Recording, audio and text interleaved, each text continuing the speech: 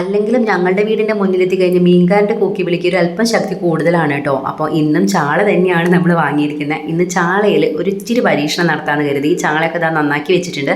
അതിനകത്ത് നമുക്കൊരു അരപ്പ് തയ്യാറാക്കണം. കൊച്ചുള്ളി, ഇഞ്ചി, വെളുത്തുള്ളി, പച്ചമുളക്, പിന്നെ പൊടികളായിട്ടുള്ള മുളക് പൊടി, മഞ്ഞൾപ്പൊടി, മല്ലിപ്പൊടി കുറച്ചധികം ചേർക്കുന്നുണ്ട്, കുറച്ച് ഉലുവാപ്പൊടിയും, ഒരു 2 നുള്ള് കടുകും, പിന്നെ കുറച്ച് കുരുമുളക് പൊടിയും, ആവശ്യത്തിന് കുറച്ച് വിനാഗിരിയും കൂടി ചേർത്തിട്ട് നല്ല പോലെ ഒന്ന് അരച്ച് പേസ്റ്റാക്കി മാറ്റി വയ്ക്കുന്നുണ്ട്.